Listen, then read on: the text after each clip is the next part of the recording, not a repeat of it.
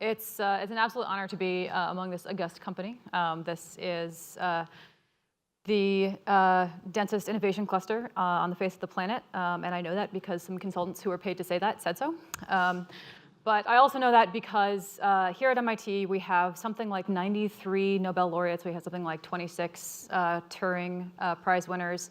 MIT-initiated companies rake in about $1.9 trillion in revenue every single year, which makes us the 10th largest economy in the world.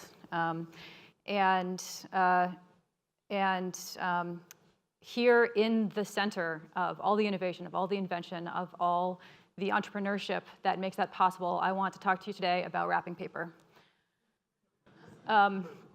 So the reason I want to talk to you about wrapping paper is because invention and entrepreneurship is a driver for economic movement. And when I was growing up, I would go to my grandparents' house for Christmas. My grandfather was an electrical engineer, and he had retired by the time I was sort of a sentient being. And we would get our presents, and we would unwrap them, but we would have to be very careful not to actually tear the paper. We would have to very, very thoughtfully slide our finger under the Scotch tape and make sure that the paper was going to be reusable. Because my grandfather had gotten laid off when he was 48 years old, and he never got another job. He spent the entire rest of his life spending down everything that he had earned up until that point, everything that he had done as a highly educated man of his generation, and someone who had been successful in his career. And it wasn't that he hadn't worked hard, and it wasn't that he was extremely intelligent, and it wasn't that he didn't want to provide for his family. It's that the economic resources that he had available to him didn't let him buy new wrapping paper year after year after year.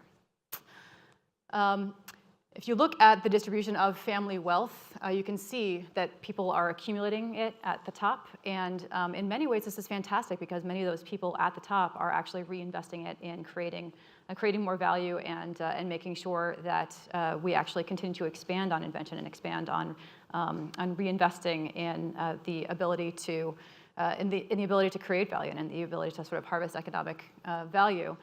And I think the important thing for the MIT audience to hear on this is the following. When you think about the sort of classic stereotypical problem of a technical founder, it's that they invent something fundamental. They get very excited about the capability, and they forget to solve a specific problem. When I think about my first company, we invented a fundamental circuit technology that was able to perform calculations in the probability domain. So anytime you had to find a best fit or make a best guess, our chips were super, super low power at performing those operations.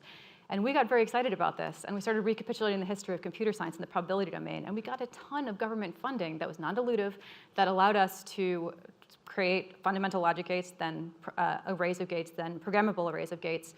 And somewhere in there, I, as the business person, put my hand up and said, we should actually solve a problem at some point. And the problem that we chose was to allow somebody who was hearing impaired to train on their spouse so that they could actually have a conversation over the dinner table where I would train on an individual voice print and extract just that voice print from the ambient noise.